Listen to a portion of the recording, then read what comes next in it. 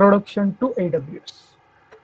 ये Amazon web service होता क्या है? ओके, तो सबसे पहले जानने की कोशिश करती है कि हु इज अमेजॉन। ओके, इसकी शुरुआत कहाँ से हुई, ये पहले क्या था, बाद में उस क्या क्या स्टार्ट करके ये आप जो अभी जो AWS का क्लाउड प्लेटफॉर्म यूज करे वो कैसे बना। तो बेसिकली ये एक यूएस का मल्टी बिलियन डॉलर इलेक्ट्रॉनिक्स का ई कॉमर्स की कंपनी थी इन अर्ली 90s। ओके, सो इसको 1995 में जेफ बेजोस ने स्टार्ट किया था एज ऑनलाइन बुक स्टोर। और उसके साथ साथ वो धीरे धीरे आपके जो इलेक्ट्रॉनिक्स आइटम्स थे, डीवीडी, उस टाइम पे डीवीडी फ्लॉपीज फेमस थे। अभी के जैसा ऑनलाइन कंटेंट ऐसा कुछ क्लाउड पे कुछ ऐसा नहीं था, वीडियो MP3 डिस्क ऐसा ही सब था। तो वो धीरे धीरे उन्होंने वो भी बेचना स्टार्ट किया। तो उसी टाइम IT रिवोल्यूशनरी का टाइम था, तो मार्केट में धीरे धीरे छोटे छोटे वीडियो गेम सॉफ्टवेयर वगैरह आने आने लगे थे, तो वो भी उन्होंने सेलिंग स्टार्ट किया। तो उसमें वो लोग बहुत पॉपुलर हो गए, ई कॉमर्स टॉप की ई कॉमर्स साइट हो गई। ओके, सो उसके बाद कंपनी ने खुद का इलेक्ट्रॉनिक्स सम कंज्यूमर प्रोडक्ट्स इलेक्ट्रॉनिक्स की स्टार्ट की। फॉर एग्जांपल किंडल, पता है सबको, आपको किंडल ई बुक रीडर। Yes. वो बहुत फेमस हो गया और अभी भी फेमस है। ओके, एंड ये सब करते करते एक्चुअल जो अमेजॉन क्लाउड है, AWS क्लाउड, उसकी शुरुआत हुई 2006 में। सो ऑफिशियली ये लॉन्च हुआ है 2006 में, और तब से ये majority cloud provider service. Okay, ये है उसका पास्ट कि what is like who is Amazon, उसके ओनर, ये कब स्टार्ट हुआ।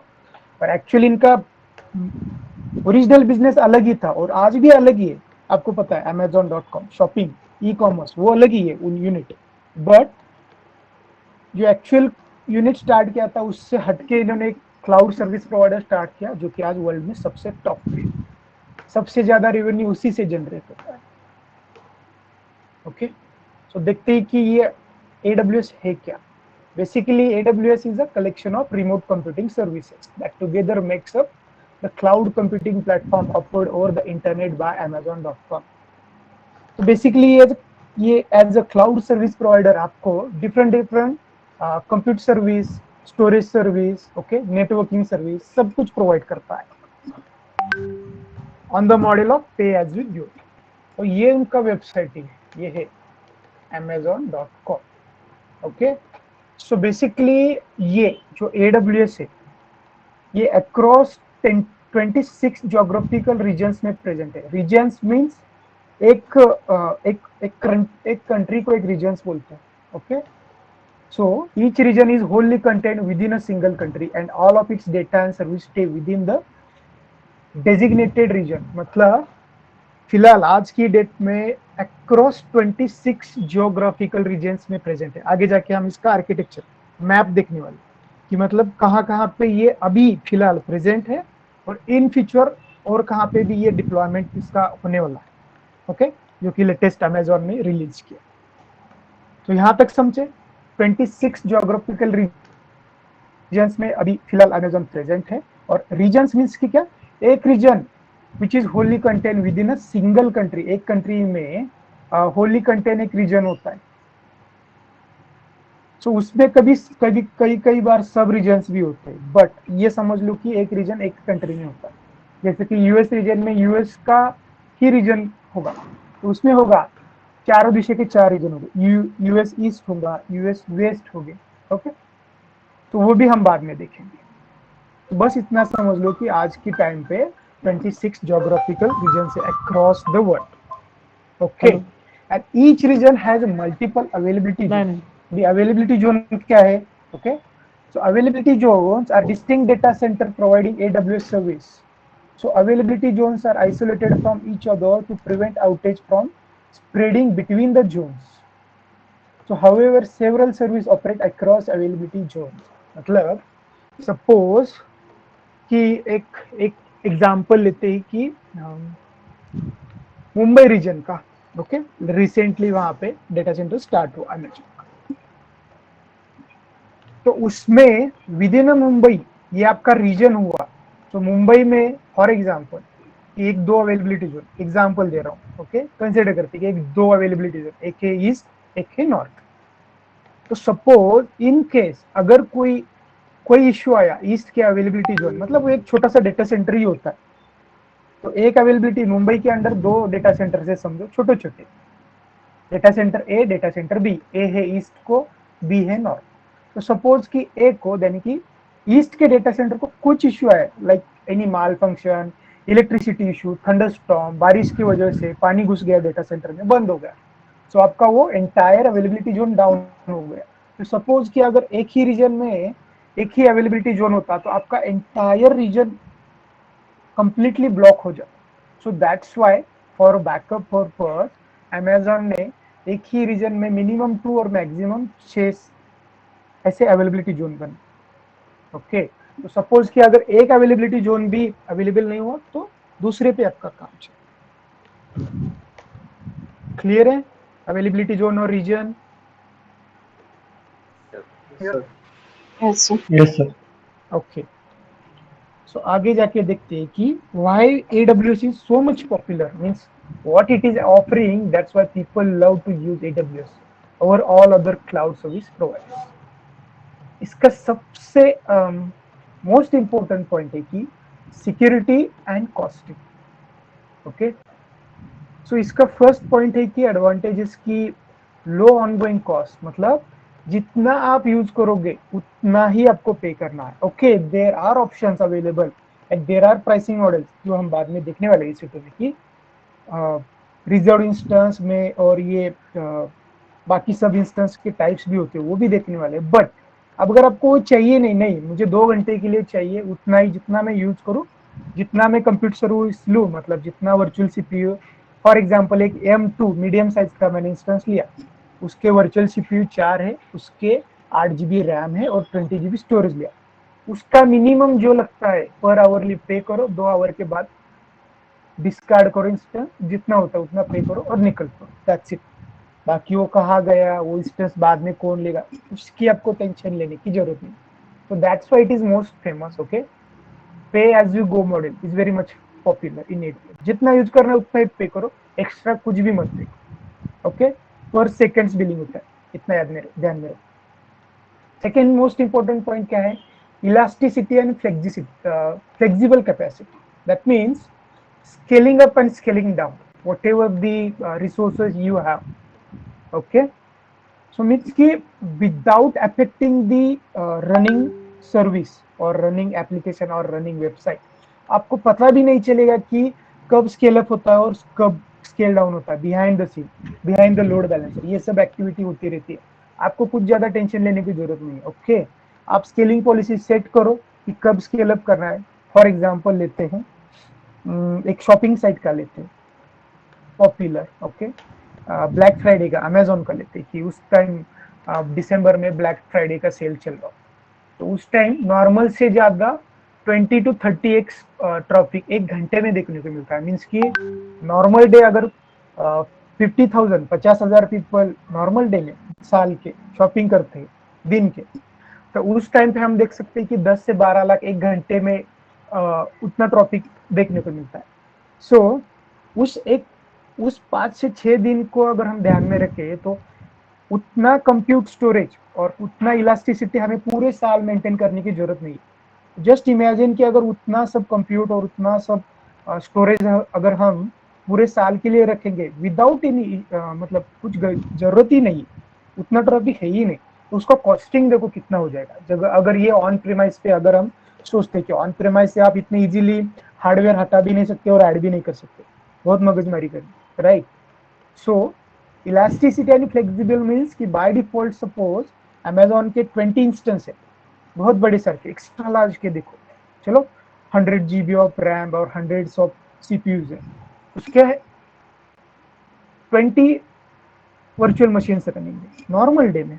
But when it increase at the day of आपका जो शॉपिंग फेस्टिवल होता है थैंक्स गिविंग डे, उस पे आपको मिनिमम 200 इंस्टेंस लगने वाले हैं।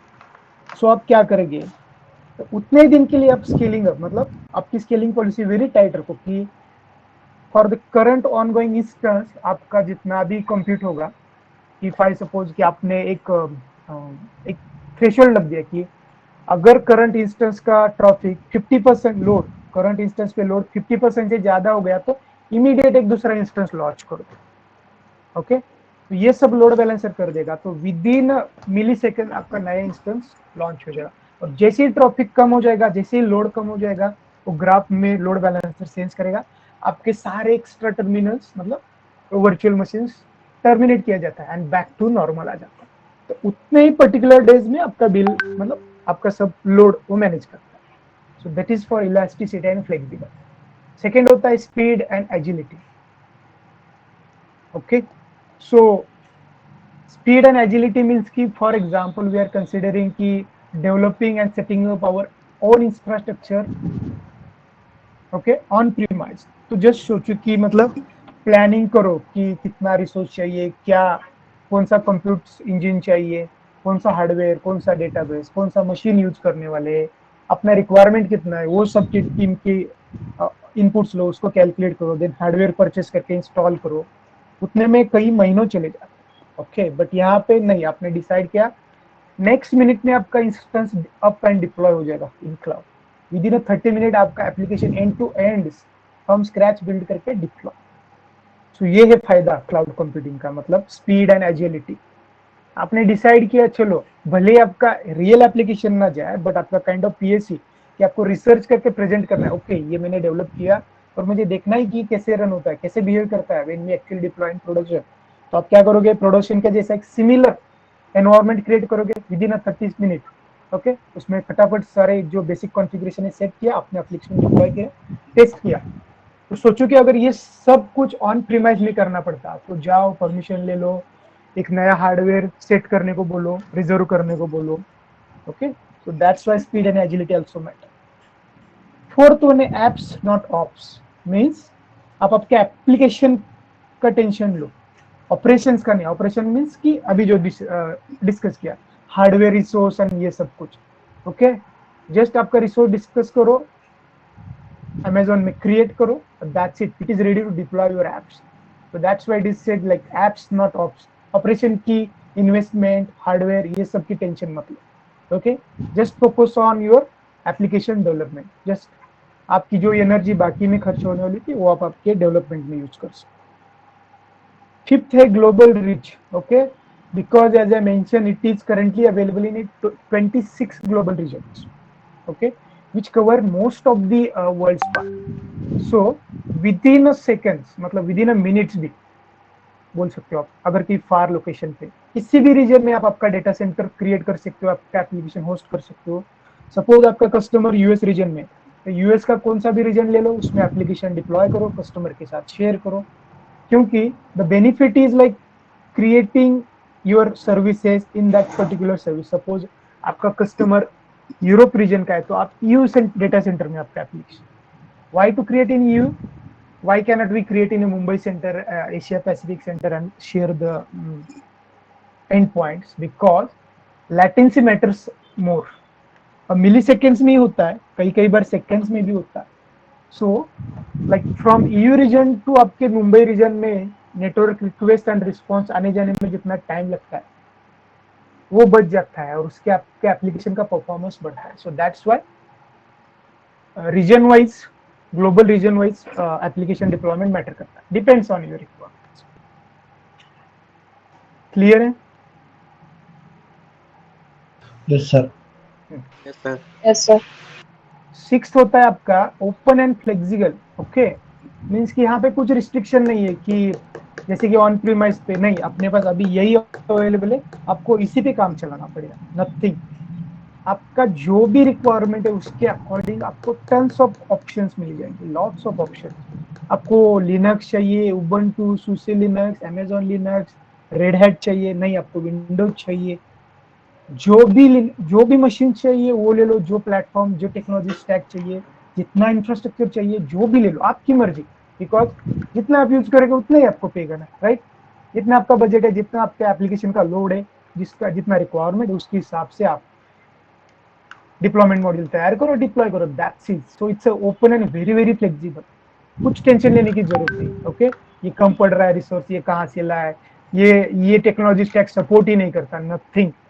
Okay, so that's why it is more open and flexible to all the businesses. Last as well as important ki secure. Okay, when we are considering deployment, ये सब अच्छा लगता है. Okay, low cost, elasticity, speed, okay, global reach. But when it comes to your application security, it matters a lot. Okay, so AWS में बहुत सारे multiple securities aspects provide किए. Multiple securities, आपका AWS इंस्पेक्टर है, आपका AWS web application firewall WAF है, आपका web AWS का क्लाउड गार्ड करके एक आता है, वो भी है.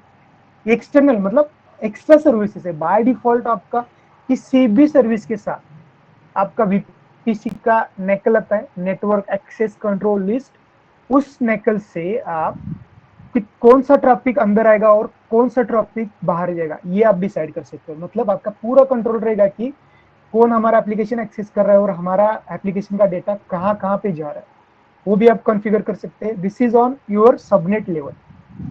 एज वेल एज आपके एप्लीकेशन का जो सिक्योरिटी ग्रुप होता है, उसमें भी आप मैनेज कर सकते हैं कि नहीं, मुझे सिर्फ लिमिटेड लोगों को ही एक्सेस देना है. I cannot make it available to entire internet. अब ब्लॉक कर दो सब सारे को. ओके, और जिसको देना एक्सेस उसका IP ले लो और उसको व्हाइट लिस्ट करो. दैट मीन्स कि लिमिटेड पीपल कैन अप्लाई. तो security matters a lot. Okay, जो फायरवॉल कंसेप्ट समझा है सेम यहाँ पे हम सिक्योरिटी बोलते हैं. सिक्योरिटी ग्रुप्स, आपका access control list kind of things. Okay, so that's why AWS is more famous than, see, other also offers the same. Okay, but when it comes to low cost and security, that's why people prefer the AWS. Any questions?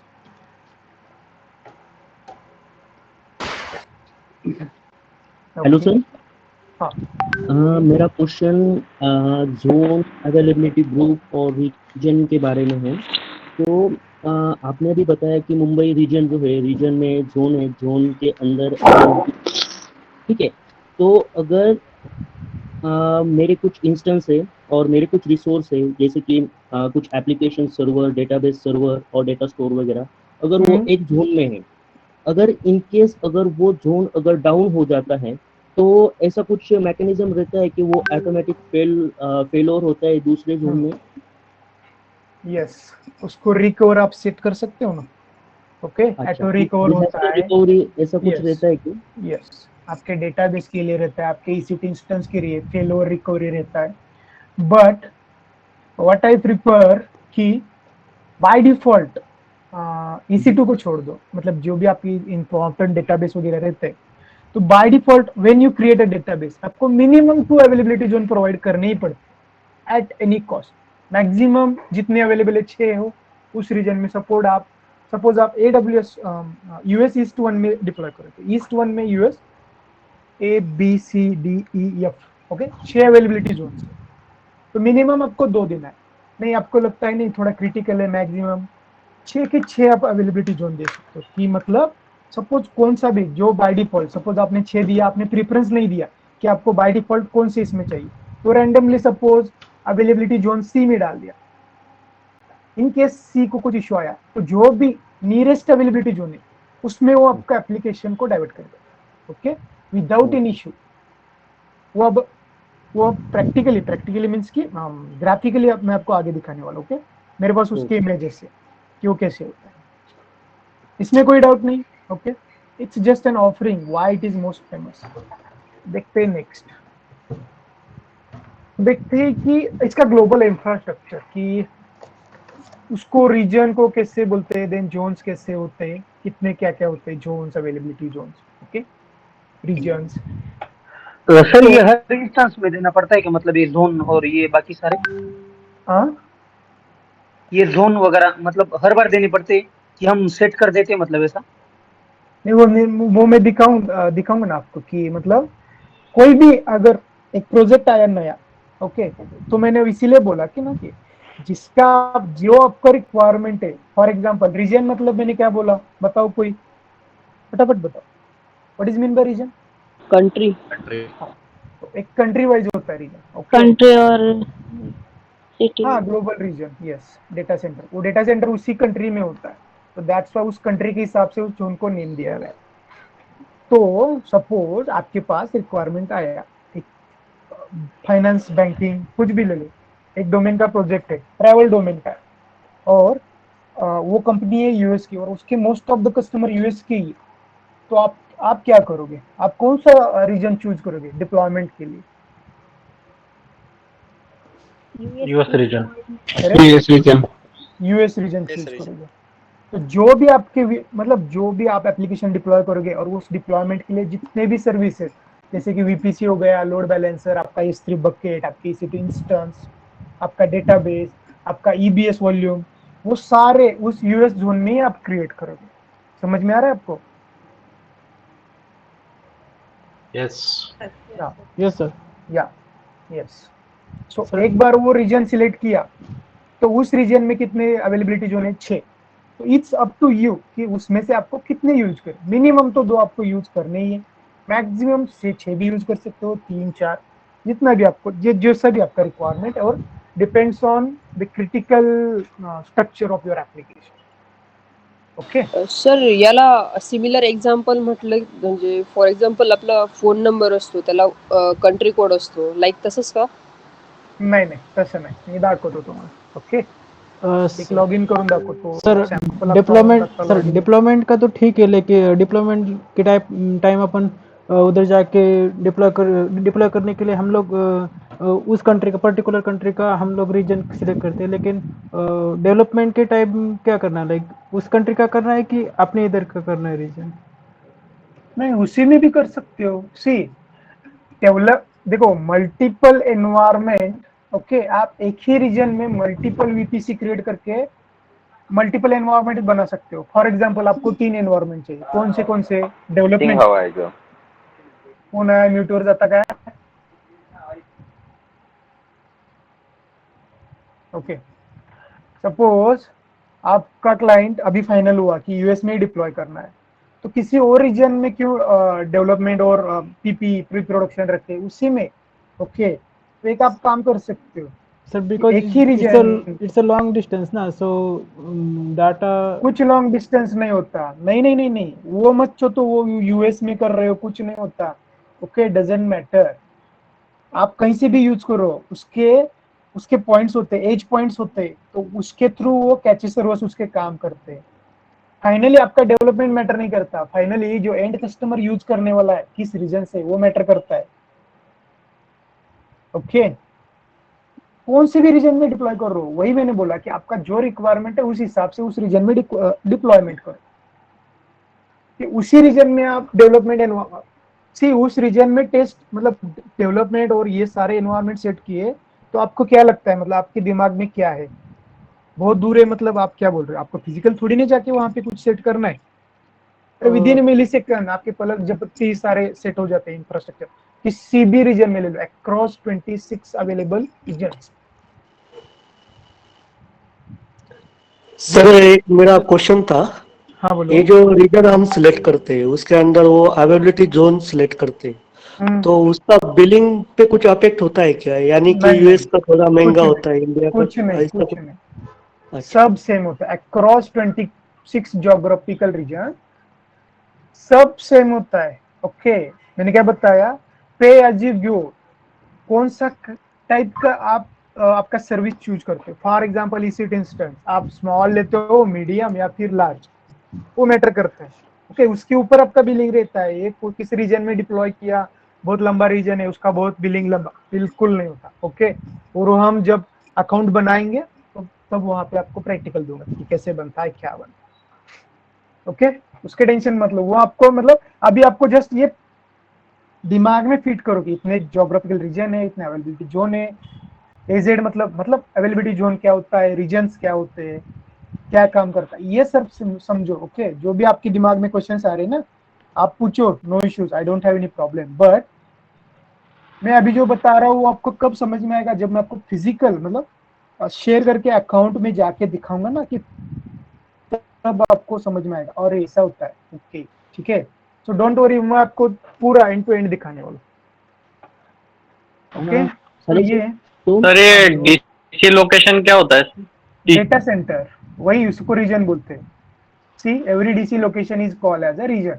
Data center, region means क्या होता है, उनका एक data centre होता है. जो भी आपका सब सर्विसेज होता है वो किसी डेटा सेंटर में स्टोर होता है ना, तो वही जी। डेटा सेंटर होता है उनका. और इसके अंदर स्मॉल स्मॉल अवेलेबिलिटी जोन, मतलब एक बड़े डेटा सेंटर के अंदर छोटे छोटे डेटा सेंटर होते हैं. ठीक है.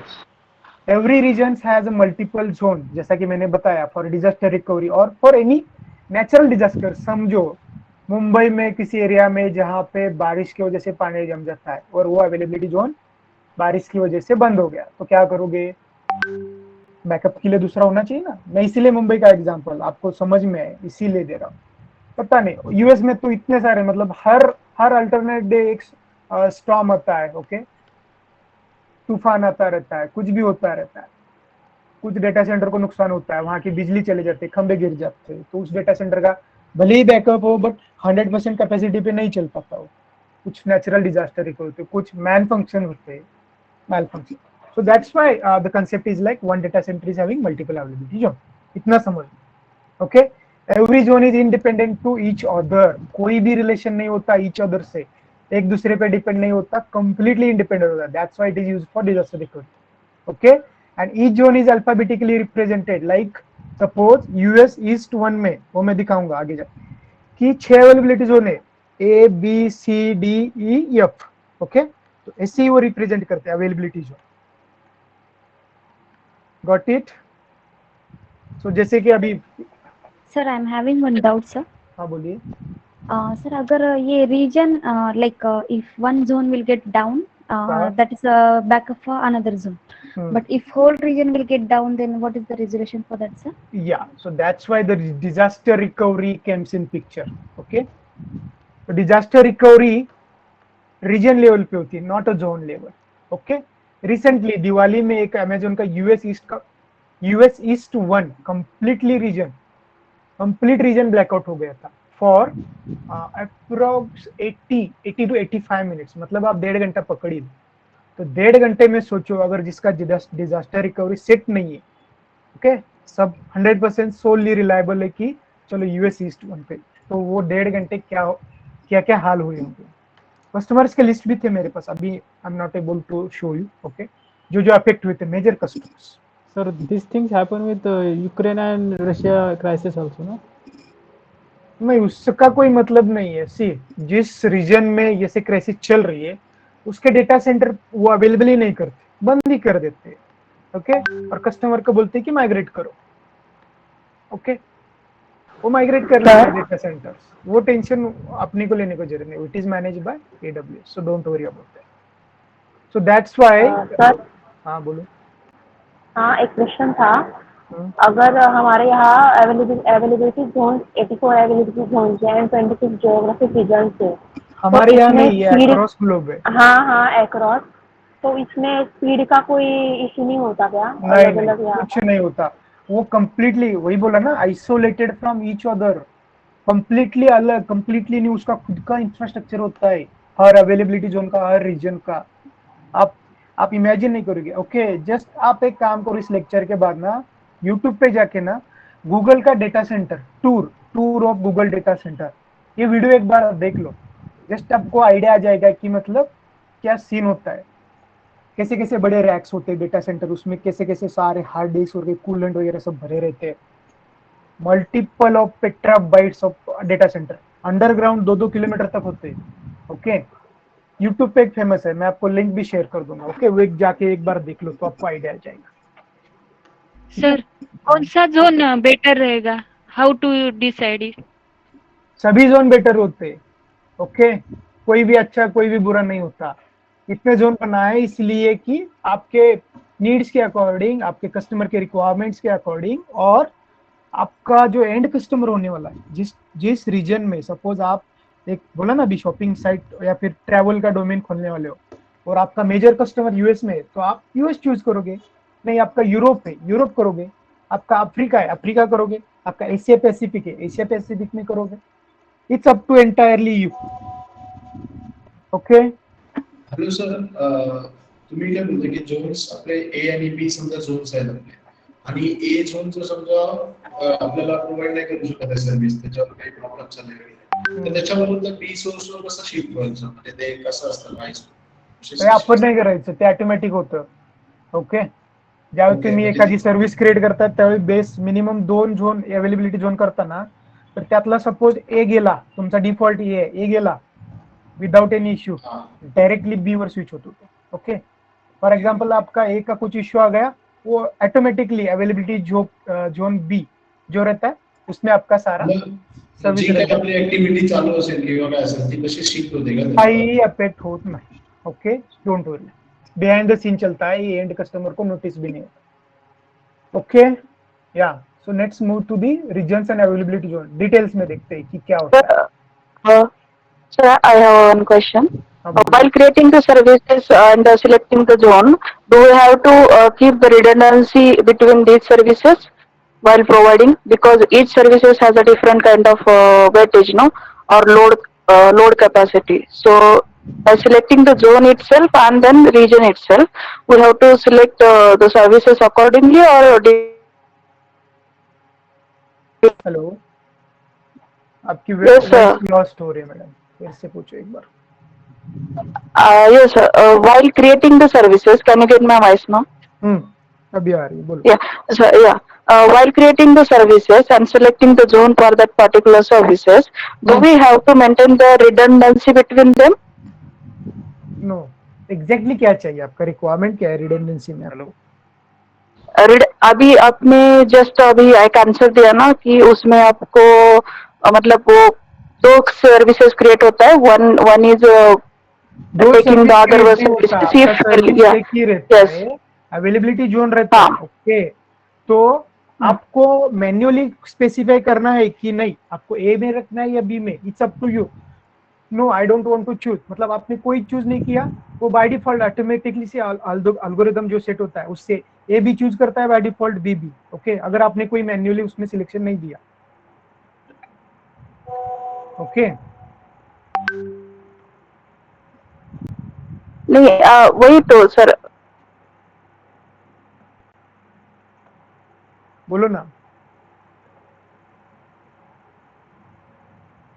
हेलो, हेलो, हाँ सर, अभी सुनाई दे रही है? हाँ बोलिए. हाँ, तो ए में मैंने 4 सर्विसेज क्रिएट की एंड मैंने बी भी रीजन से लेकर के रखा हुआ है, बट मैंने बी में वही सर्विसेज नहीं सिलेक्ट की. Then how that B will take over if हाँ, कोई सर्विस वगैरह क्रिएट करने की जरूरत नहीं होती. ओके, जो सर्विस आपने क्रिएट की है, फॉर एग्जांपल वो मैं आपको प्रैक्टिकल में दिखाऊंगा, आपको बताऊंगा तो भी समझ में नहीं आएगा. ओके, जब फॉर एग्जांपल आरडीएस क्रिएट करते हो तो बाय डिफॉल्ट वहां पे आपको 2 अवेलेबिलिटी जोन मतलब चूज करने पड़ते हैं. तो दोनों में से सपोज ए एंड बी किया, ए में आपका आरडीएस डिप्लॉय हो गया, इन केस आपका ए डाउन हो गया तो सेम आपका जो भी आरडीएस, आपका डेटाबेस, आपके सारे टेबल्स वो बी में चले जाते हैं. ओके, मतलब अवेलेबिलिटी जोन बी के रिसोर्स पे वो अप एंड रनिंग हो जाता है. ठीक है, मैं आपको प्रैक्टिकल दिखाऊंगा. सर ये वीक AWS ही चलने वाला है क्या? वो टाइम टू टाइम बताऊंगा, वो जान के आप क्या करोगे? नहीं सर, पूछना था बस. बट करोगे क्या वो जान के? नहीं, फालतू चीजों में ध्यान मत दो, जितना बताया उतना करो, डोंट वरी. आपके सिलेबस के साथ मैंने पहले भी बताया कि एक्स्ट्रा सारी चीजें इसमें कवर करने वाला हूं. अगर आप ऐसी चीजें बताते मतलब पूछते पूछते टाइम लो लोगे, देखो अभी 15 से 20 मिनट गए मेरे Q&A में. Okay, I am not saying कि ओके क्वेश्चंस मत पूछो, बट रिलेटेड टू टॉपिक पूछो, अदरवाइज आपका पोर्शन बहुत कम होगा. ओके, तो 1 दिन का सिलेबस 2 दिन में हो जाएगा. सर 2 जोन्स यूज कर सकते थे at a time? Eight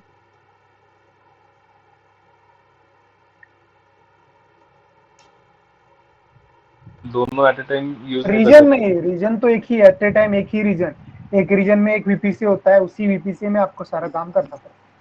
availability zone भले आपके पास 5 हो 6 हो. Okay, it's up to you. Minimum 2, maximum जितने अवेलेबल है उतने कर सकते. Okay, let's move. वीपीसी का फुल फॉर्म कैसे? हाँ, VPC का full form? Virtual private cloud. Okay. Hello sir. हाँ, बाकी क्वेश्चंस बाद में।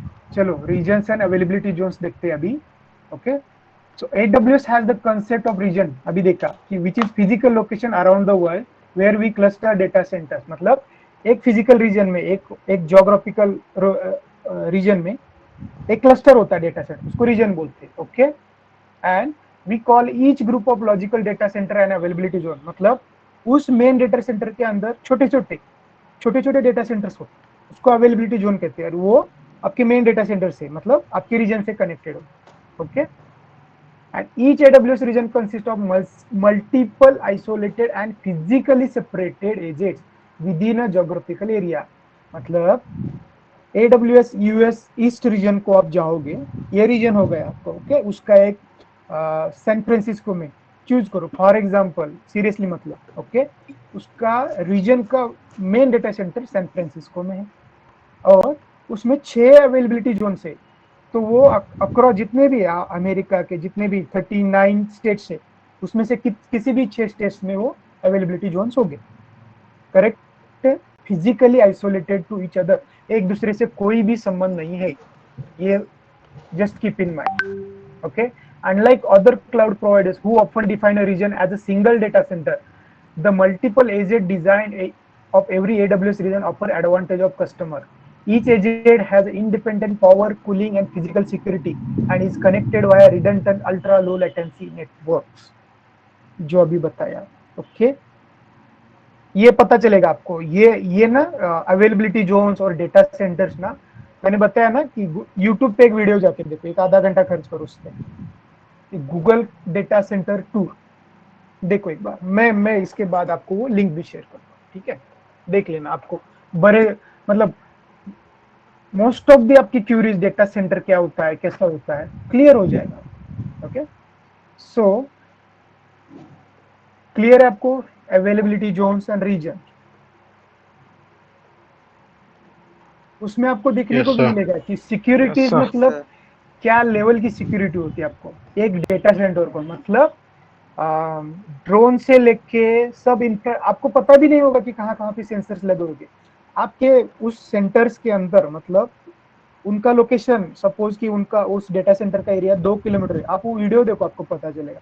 तो 2 किलोमीटर में वो डेटा सेंटर है, तो उसका रीजन कब कहाँ से स्टार्ट होता है, उसका एंट्री 5 किलोमीटर पहले से स्टार्ट होता है। मतलब उस 5 किलोमीटर के जोन में आप अंदर आते ही कौन अंदर आया है, क्या क्या कर रहा है, वो सब उनको पता चलता है। फिजिकल अंडरग्राउंड सेंसर्स भी उनके। ओके, वो कहाँ पे है, कितनी देर से अंदर है, कहाँ पे जा रहा है, उसके मूवमेंट्स क्या है, क्या बोल रहा है। ओके, सब लेके मल्टीपल, मतलब data centre, actual data centre को एंटर करने से पहले आपको minimum 7 to 8 layers of security से गुजरना पड़ता है आपको। ठीक है, वो देख लो आप एक बार। ये देखो, ये मैंने बताया था ना कि 26 रीजन है उसके अक्रॉस द ग्लोब। ये जो येलो में दिख रहा है आपको, ये है अवेलेबल रीजन्स, और जो ग्रीन में है वो प्लान है अभी। ओके, एंड ये जो हैश में दिखते हैं अभी यहाँ पे दिखाया नहीं। ओके, मैं आपको वो AWS के साइट्स पे दिखाऊंगा कि ये देखो, ये ऐसा इनका ज्योग्राफिकल इंफ्रास्ट्रक्चर है कि कितने रीजन्स में अक्रॉस अवेलेबल है। फॉर एग्जांपल हमारा यहाँ का देखो मुंबई एक कोर प्लान में है, यहाँ पे एशिया पैसिफिक में हमारे यहाँ में भी कोलकाता में होने वाला है। It's not yet plan but ऐसा न्यूज आया है। ओके, बट ये मुंबई में भी नहीं था। ओके, दो साल पहले आया है। एशिया में हमारे मुंबई, इंडिया में कुछ भी नहीं था, तो अभी जस्ट आया है 2 साल पहले। बाकी ये सब देख सकते हो आप। जापान है आपका, सिडनी है, केप टाउन में अभी आने वाला है। ये ग्रीन दिख रहा है आपको, बहरीन में आने वाला है। साओ पाउलो है आपका, ये सारे यूएस के देखो। और ये जो आपको दिख रहे हैं ना AWS गवर्नमेंट क्लाउड, ये हम आम जनता के लिए खुला नहीं होता, ये सिर्फ यूएस गवर्नमेंट के लिए। तो उस ऐसे टोटल उनके 3 गवर्नमेंट क्लाउड है डेडिकेटेड। ये आम जनता के लिए एक्सेसिबल नहीं है, ये सिर्फ यूएस। सर ये सब रीजन्स का क्या हेडक्वार्टर होता है क्या? नहीं, डेटा सेंटर होता है, डेटा सेंटर। रीजन मींस की डेटा सेंटर ही होता है उसका एक बड़ा हेडक्वार्टर। ये सब का मिलके एक कंबाइन है क्या सर? हाँ मतलब ये पूरे जो 26 है उसका मतलब कई एक कंट्रोल है क्या? एक कंट्रोल लेके क्या करोगे आप? बोला ना, जियोग्राफिकली सेपरेटेड, हर एक का अलग अलग कंट्रोल सेंटर होता है। एक कंट्रोल लेके क्या करोगे? हर सर्विस अलग अलग रीजन में डिप्लॉय होते, तो एक कंट्रोल कुछ नहीं होता ऐसा। ओके, हर एक का डेटा सेंटर अवेलेबिलिटी जोन अलग है, हर एक का कंट्रोल सिस्टम अलग है। ओके, एनीवे वो कोर सिस्टम से कनेक्टेड रहता है उनका सॉफ्टवेयर, बट कभी भी एट अ टाइम सभी सर्विसेज मतलब यूजर को तो ये सारी सर्विस एट वन प्लेट में नहीं मिलेगी आपको। ठीक है, क्रॉस रीजन वगैरह वो सारे प्रोसेस से गो थ्रू करने पड़ेंगे। अभी जस्ट ये देखो कि आर्किटेक्चर देखो, ये दिखाने के लिए दिखाया, मतलब ये प्रेजेंट किया है कि कहाँ कहाँ पे है उनका ग्लोबल इंफ्रास्ट्रक्चर क्या, ये देख लो। ओके सर वो नंबर क्या रिप्रेजेंट करते थे उसमें जो नंबर था? ये वाले सर वो नंबर, हाँ तो ये येलो सर्कल में जो नंबर्स है वो 3 2 नंबर से, रीजन के नंबर से, यूएस रीजन में, अफ्रीका रीजन में, ओके, एशिया पैसिफिक रीजन में, वो नंबर से। ओके, नंबर नहीं मैटर करते, उस पर ध्यान मत दो। सर ये सब रीजन का एक हेडक्वार्टर होता है क्या? नहीं होता। और ये डेटा सेंटर है क्या? हाँ, data center, data center. Yes. Region means की सर डेटा। मुझे एक जनरल क्वेश्चन है। एक्चुअली अभी हमारे यहाँ पे इंडिया में डेटा प्रोटेक्शन लॉज आ चुके हैं रिगार्डिंग, अभी जो फिर जैसे फेसबुक के लिए भी लॉ है, बीच में व्हाट्सएप में सिक्योरिटी इशू कर दिया था एंड टू एंड इंक्रिप्शन के लिए। तो अभी आपने देखा है कि अमेरिका में जैसे कि एक उनका एक सेपरेट AWS का सर्वर मतलब क्लाउड है और वो किसी अदर लोगों के लिए एक्सेसिबल नहीं है।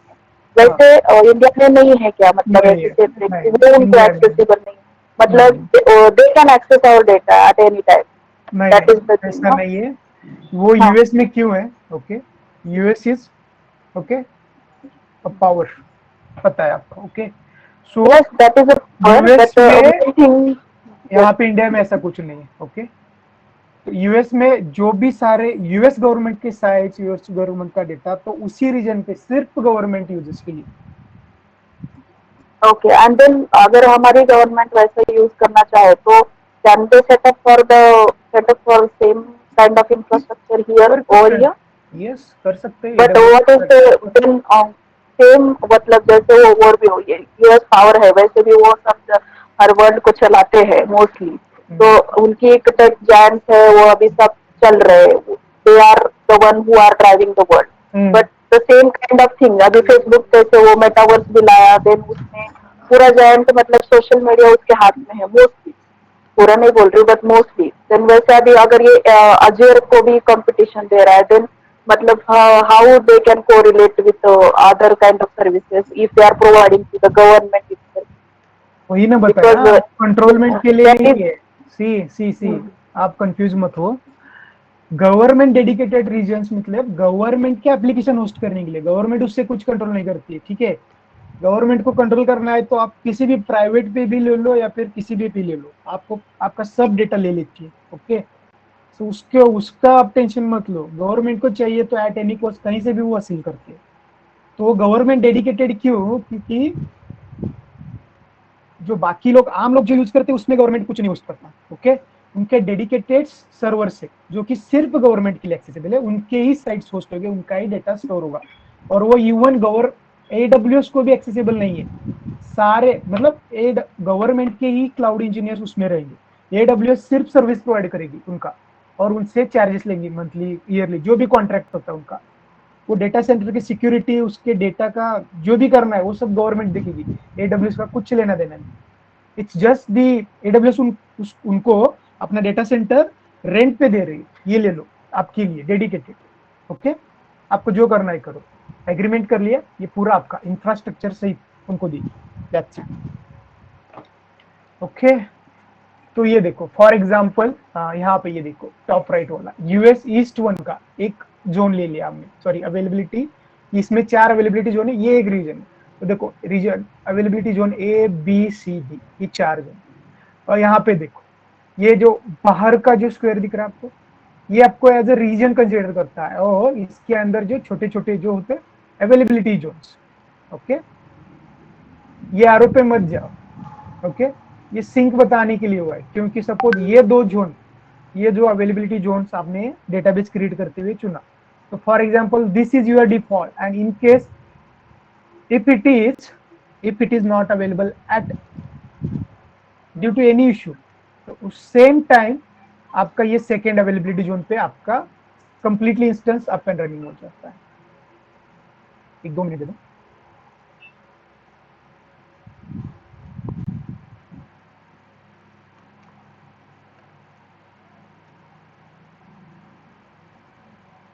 ओके,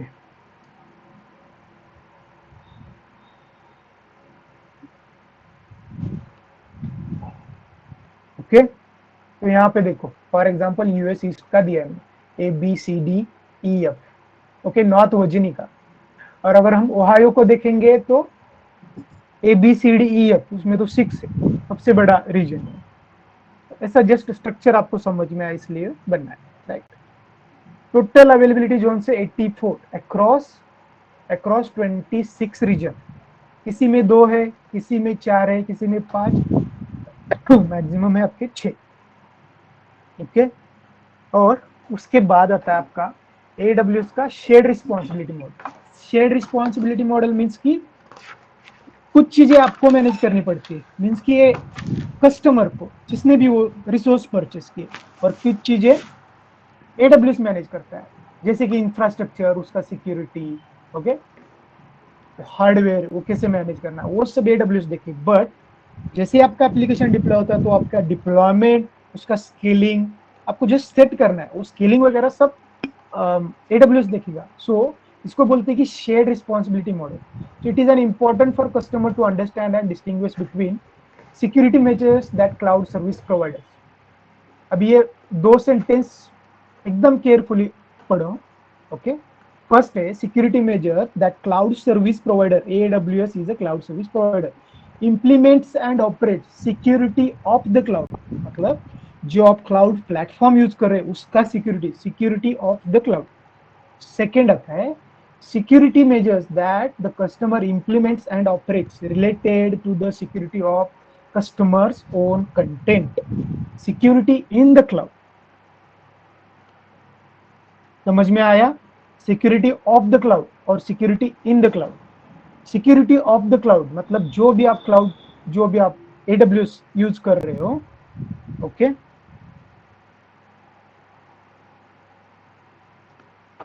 उसकी सारी सिक्योरिटी आपकी AWS की, आपके प्लेटफॉर्म की सिक्योरिटी AWS की, ओके।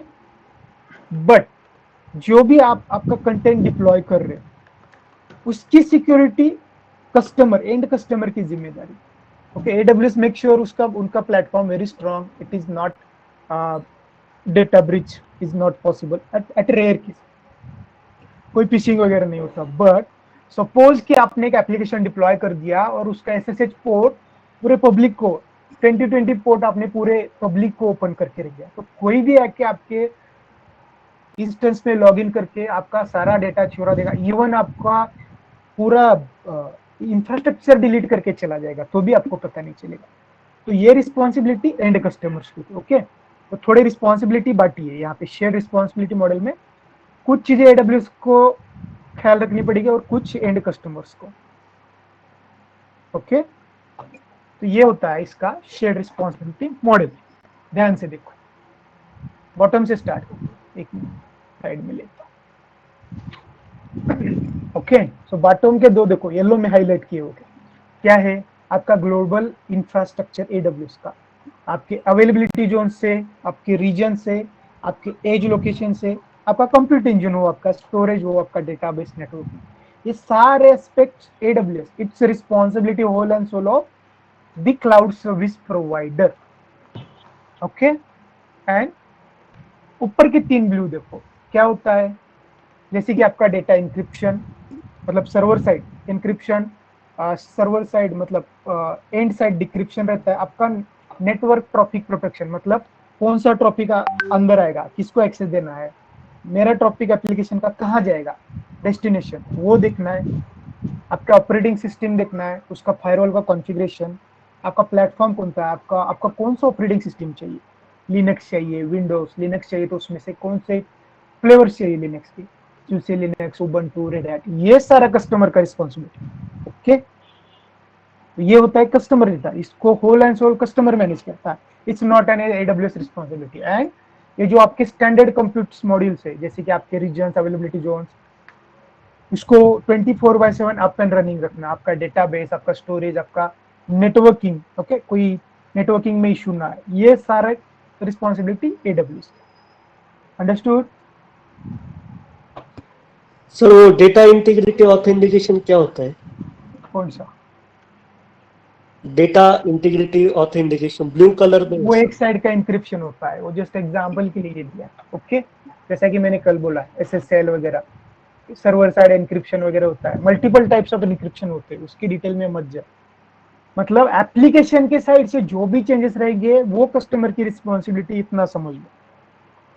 ओके, डेटा इंक्रिप्ट जैसे मैंने बताया था ना, OSI 7 लेयर मॉडल, कि आपको डेटा इंक्रिप्ट करके भेजता है एंड एट द डेस्टिनेशन वो डिक्रिप्ट करते, वो सब HTTP और HTTPS का भी फर्क बताया था। तो ये सब भी आपका ही काम है, आपको SSL लगाना है तो लगा सकते हो, otherwise it's unsecure communication, encryption decryption नहीं होगा। तो ये सारा कस्टमर को मैनेज करता है। ओके, ये होता है AWS का शेयर्ड रिस्पॉन्सिबिलिटी मॉडल। कुछ चीजें आपको करनी पड़ती है, कुछ चीजें AWS को करनी पड़ती है। Okay, yeah, I hope you guys understood for today's session. Clear है? Yes, sir. Yes, sir. Yes, sir. Can we have a discussion with the management in this meet only? That we want management to keep this meeting open for at least 5 minutes. We need to discuss with them. Okay, hold on 2 minutes.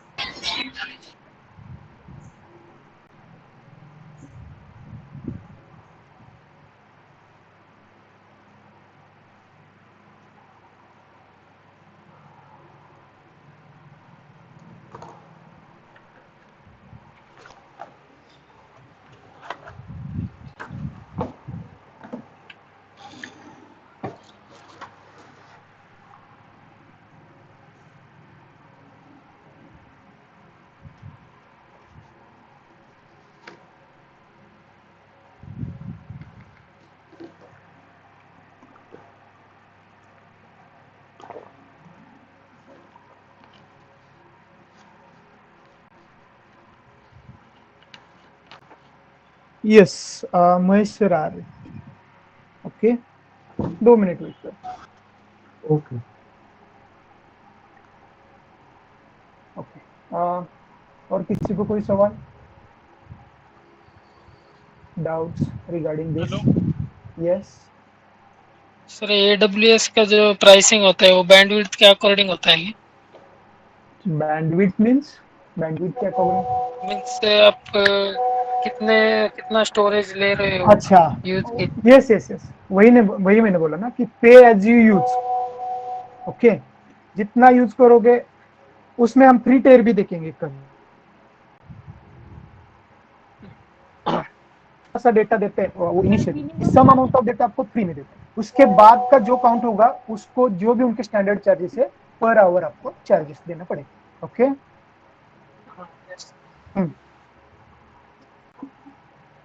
एक minute, Mahesh sir, hello hello sir, एक minute, hello, are you on mute?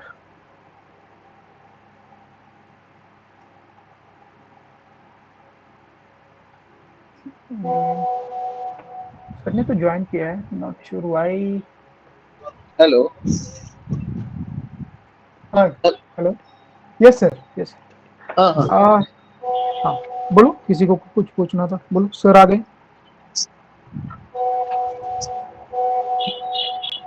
Hello, हाँ sir, sir इनको थोड़े सवाल से किसी को पूछने थे अच्छा, student को। बोलो।